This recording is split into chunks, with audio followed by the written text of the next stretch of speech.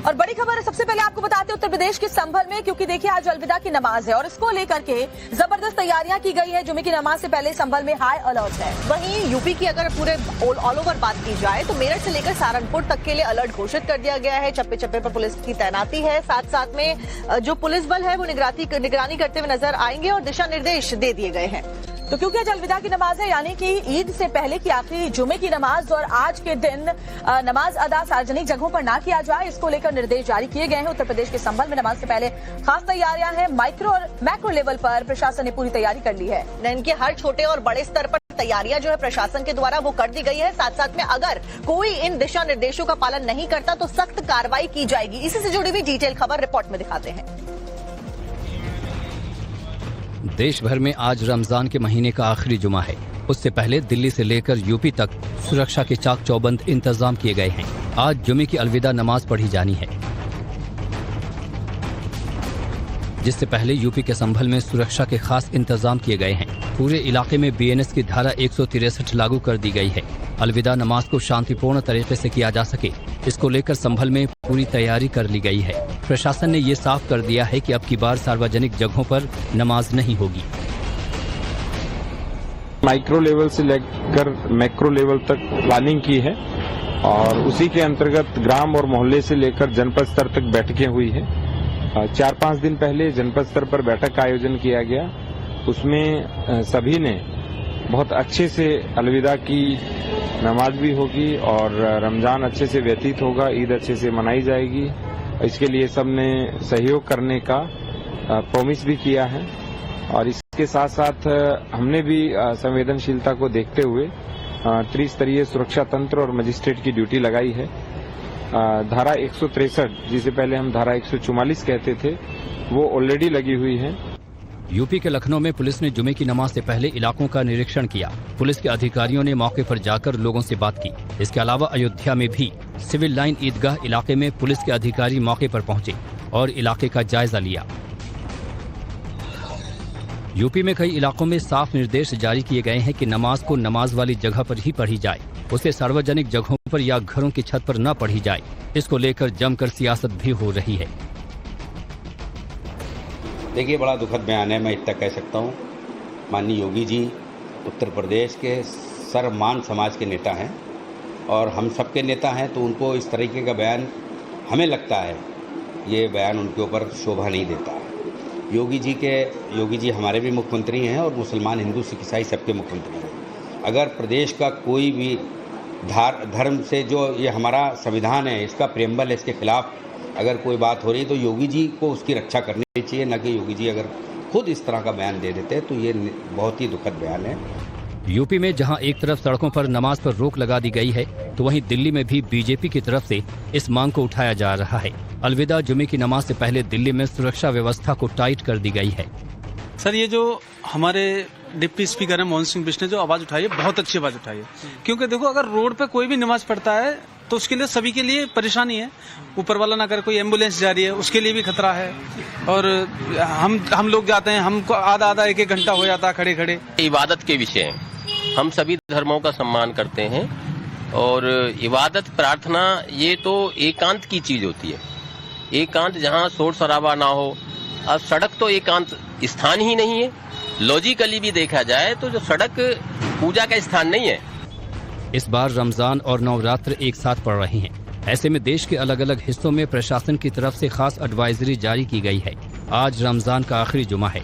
ऐसे में यूपी में भी कई इलाकों में शांति व्यवस्था बनाए रखने के लिए भारी पुलिस फोर्स को तैनात किया गया है। और बड़ी खबर है, सबसे पहले आपको बताते हैं उत्तर प्रदेश के संभल में, क्योंकि देखिए आज अलविदा की नमाज है और इसको लेकर के जबरदस्त तैयारियां की गई है। जुमे की नमाज से पहले संभल में हाई अलर्ट है। वहीं यूपी की अगर पूरे ऑल ओवर बात की जाए तो मेरठ से लेकर सहारनपुर तक के लिए अलर्ट घोषित कर दिया गया है। चप्पे चप्पे पर पुलिस की तैनाती है। साथ साथ में जो पुलिस बल है वो निगरानी करते हुए नजर आएंगे और दिशा निर्देश दे दिए गए हैं।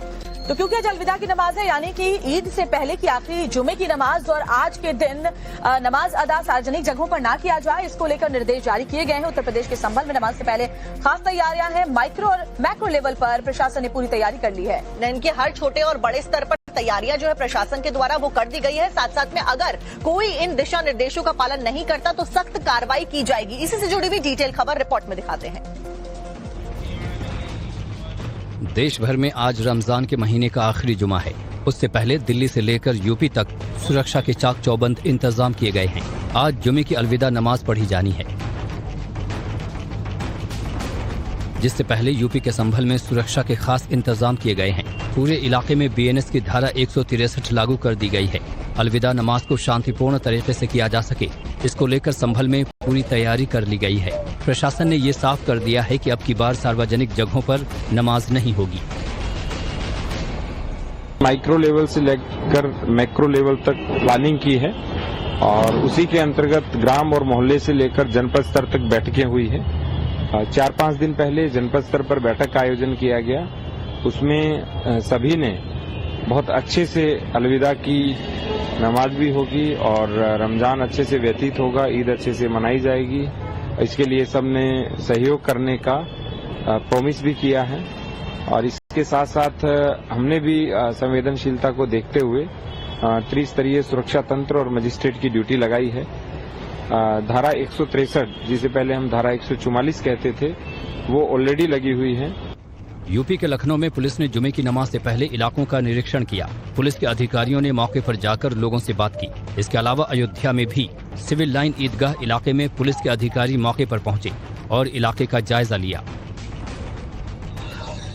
यूपी में कई इलाकों में साफ निर्देश जारी किए गए हैं कि नमाज को नमाज वाली जगह पर ही पढ़ी जाए, उसे सार्वजनिक जगहों पर या घरों की छत पर न पढ़ी जाए। इसको लेकर जमकर सियासत भी हो रही है। देखिए, बड़ा दुखद बयान है, मैं इतना कह सकता हूँ। माननीय योगी जी उत्तर प्रदेश के सर्वमान्य समाज के नेता हैं और हम सबके नेता हैं, तो उनको इस तरीके का बयान, हमें लगता है ये बयान उनके ऊपर शोभा नहीं देता है। योगी जी हमारे भी मुख्यमंत्री हैं और मुसलमान, हिंदू, सिख, ईसाई सबके मुख्यमंत्री हैं। अगर प्रदेश का कोई भी धर्म से जो ये हमारा संविधान है, इसका प्रेम्बल है, इसके खिलाफ अगर कोई बात हो रही है तो योगी जी को उसकी रक्षा करनी चाहिए, न कि योगी जी अगर खुद इस तरह का बयान दे देते हैं तो ये बहुत ही दुखद बयान है। यूपी में जहां एक तरफ सड़कों पर नमाज पर रोक लगा दी गई है, तो वहीं दिल्ली में भी बीजेपी की तरफ से इस मांग को उठाया जा रहा है। अलविदा जुमे की नमाज से पहले दिल्ली में सुरक्षा व्यवस्था को टाइट कर दी गई है।